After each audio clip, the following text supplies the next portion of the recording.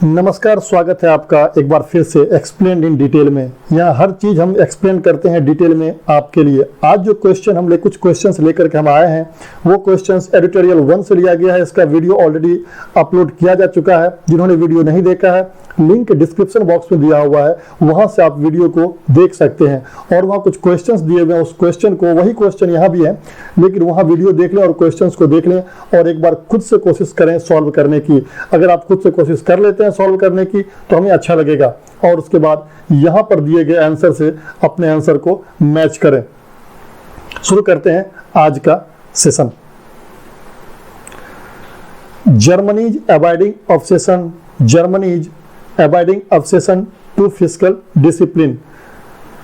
यहाँ जो गलती हमें ढूंढना है, एक ही सेंटेंस को ये 4 हिस्से में बांट दिया गया है। Now your job is to find out if there is any error in any part of the sentence. That number of that part will be your answer. तो जो इस वीडियो को पहली बार देख रहे हैं वो भी समझ सकते हैं, काफी आसान तरीके से समझाया जा रहा है इस वीडियो में। जर्मनी अबाइडिंग ऑब्सेशन 2 गलत है। ऑब्सेशन के साथ हम हमेशा ही प्रीपोजिशन विथ का इस्तेमाल करते हैं, टू का नहीं। ऑब्सेशन विथ, जुनून, ऑब्सेशन का मतलब होता है जुनून, सनक, धुन किसी चीज का। जर्मनी का ऑब्सेशन जो है, का जो धुन है, कि जो सनक है, का जो जुनून है, फिस्कल डिसिप्लिन मतलब राजकोषीय अनुशासन और के प्रति, और एवर्जन टू इन्फ्लेशन और मुद्रास्फीति से विमुखीकरण के प्रति जो उसका ऑब्सेशन है। तो इसके हिंदी में हम नहीं जाएंगे, ये ऑलरेडी हमने डिस्कस कर लिया है पहले ही उस वीडियो में। एक बार उस वीडियो को जरूर देखें। तो यहाँ पर गलती हमारे पास यही है, इस सेंटेंस में ऑब्सेशन के साथ विथ प्रीपोजिशन का इस्तेमाल होना चाहिए, जो कि नहीं किया गया है, टू किया गया है। तो गलती है ए में। तो हमारा जो आंसर होगा वो होगा ए part. Yet other classes seems to leave no lasting imprint even when they ought to have made a bigger impact. तो यहाँ समझते हैं यहाँ क्या गलती है। एक वर्ड है क्राइसिस। एक बार खुद से सॉल्व करें क्वेश्चन को और फिर अपने सॉल्यूशन को मैच करें इस एक्सप्लेनेशन से, डिटेल्ड एक्सप्लेनेशन से। अदर क्राइसिस, क्राइसिस का मतलब होता है संकट, CRISIS, क्राइसिस, संकट, आपदा। ये हमारा सिंगुलर होता है और इसका प्लूरल जो बनता है वो बनता है CRISES।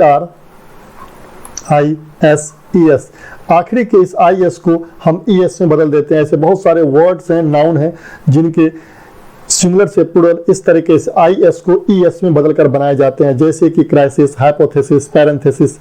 तो यहाँ पर क्राइसिस प्लूरल फॉर्म है और इसके साथ जो वर्ब का इस्तेमाल हुआ है सिंपल प्रेजेंट टेंस का सेंटेंस है सीम्स। ये गलत है।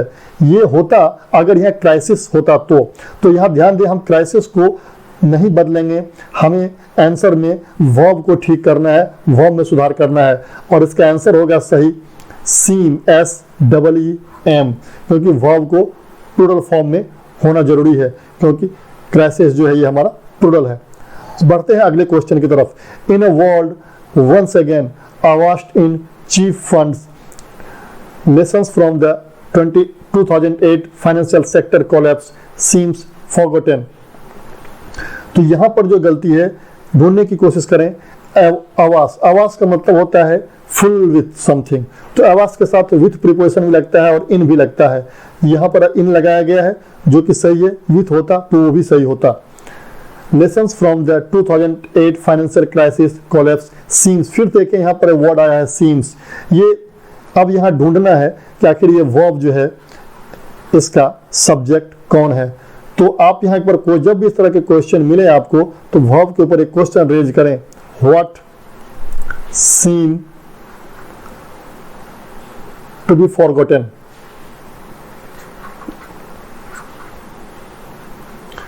और यहाँ पर जो व्हाट का आंसर मिलता है, अगर ये व्हाट का आंसर सिंगुलर है तो इसके साथ आने वाला वर्ब सिंगुलर होना चाहिए। अगर इस व्हाट का आंसर प्लूरल है तो फिर ये आने वाला वर्ब प्लूरल होना चाहिए। तो व्हाट सीम्स और सीम फॉरगॉटन, क्या लगता है जो भूला हुआ है, जिसे हम भूल चुके हैं। तो वो जो वर्ड है एग्जैक्ट वो है लेसन। लेसन नहीं है, लेसन्स। लेसन्स सीम्स फॉरगॉटन गलत है। चूंकि ये लेसन्स है, ये हमारा प्लूरल फॉर्म में है, जो उसे सीख मिली है, बहुत सारे सीख मिली है, उसे हम भूल गए हुए लगते हैं। तो गलत है, या सीम्स नहीं होना चाहिए। यहाँ पर सही आंसर होगा वो होगा सीम। प्लूरल फॉर्म में। दोनों क्वेश्चन में समानता है। यहां पर ये प्लूरल था लेकिन वर्ब सिंगुलर था, यहां पर ये प्लूरल है, यहां भी वही है, वर्ब सिंगुलर है। दोनों स्थिति, दोनों में एक ही समानता है कि सीन का इस्तेमाल गलत किया गया था। Plural verb, plural subject, singular verb, यहां भी वही था, प्लूरल सब्जेक्ट, सिंगुलर वर्ब, दोनों को हमने बदल दिया है। अब ये इसका आपका आंसर होगा यहां पर डी। बढ़ते हैं अगले क्वेश्चन की तरफ। At this scale the speed of replication and proliferation are astounding and within a few weeks from its first manifestation the virus has brought a globally connected economy to a standstill। इस scale पर, इस पैमाने पर the speed of replication, replication मतलब होता है, replica मतलब होता है प्रतिकृति, exact copy of something.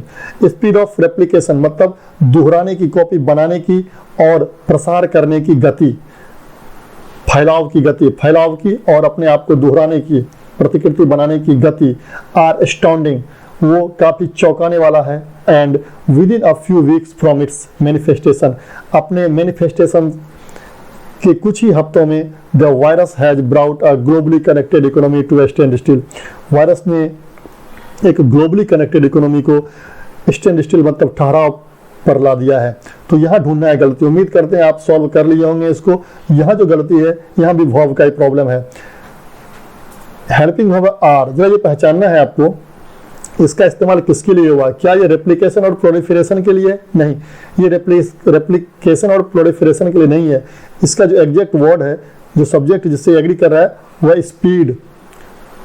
What are स्टाउंडिंग, क्या स्टाउंडिंग है? Replication and no, it's not replication and proliferation, it's speed of replication and proliferation. मतलब रेप्लिकेशन और प्रोलिफरेशन का जो स्पीड है, कि जो गति है, कि जो दर है, का जो स्पीड है, वो एस्टाउंडिंग है। तो यहां पर इस दोनों को आप एक साथ पढ़ेंगे, रेप्लिकेशन और प्रोलिफरेशन का speed.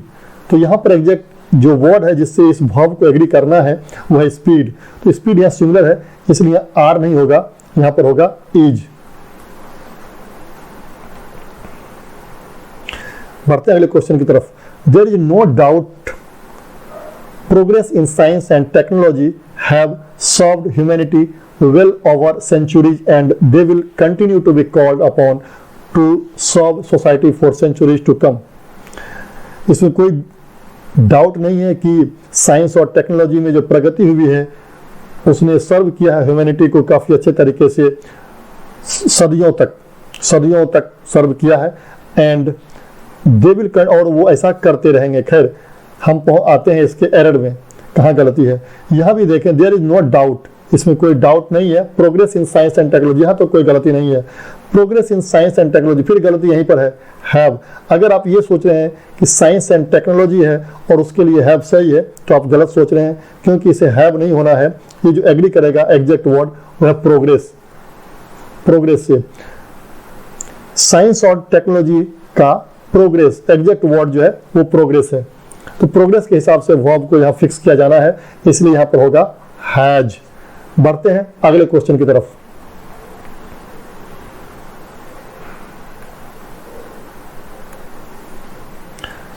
The growing appeal of renewable power generation stems to the fact that it can harness nature without damaging it while providing us with the energy to power our lives।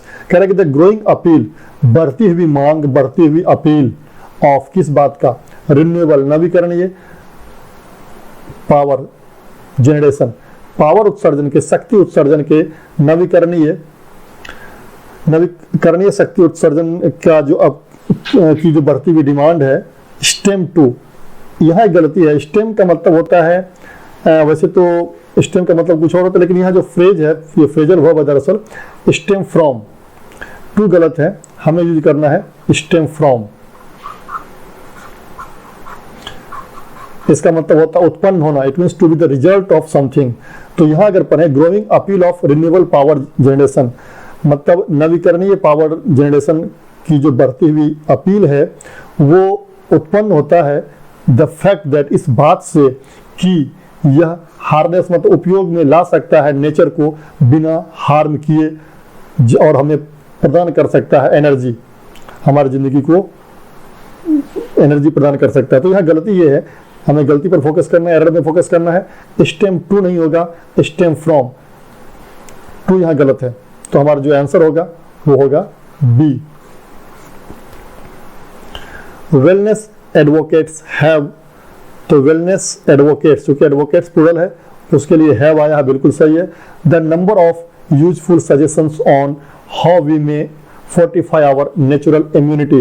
Wellness coach जो advocates हैं, मतलब जो तंदुरुस्ती के या स्वास्थ्य संबंधी जो बातों को पर जोर देते हैं, उन लोगों ने हैव, उन लोगों के पास में है the number of useful suggestion, उनके पास नंबर ऑफ यूजफुल, लेकिन यहाँ नंबर दिया हुआ नहीं है तो यह गलती है। द नंबर ऑफ नहीं होना चाहिए, यहाँ होना चाहिए a number, a number of. A number of मतलब होता है अनेक। द नंबर ऑफ हम तब इस्तेमाल करते हैं जब हमारे पास कोई निश्चित संख्या। यहाँ wellness advocates have the number of useful suggestions गलत है। अ नंबर ऑफ मतलब अनेक यूजफुल सजेशंस हैं उनके पास में, तो यहाँ पर द नहीं होगा, अ होगा। इन ऑल दिस, इन सबों में नेचर सीम्स, नेचर सिंगुलर है, फिर देखें सीम्स बिल्कुल सही यूज किया गया है इसमें।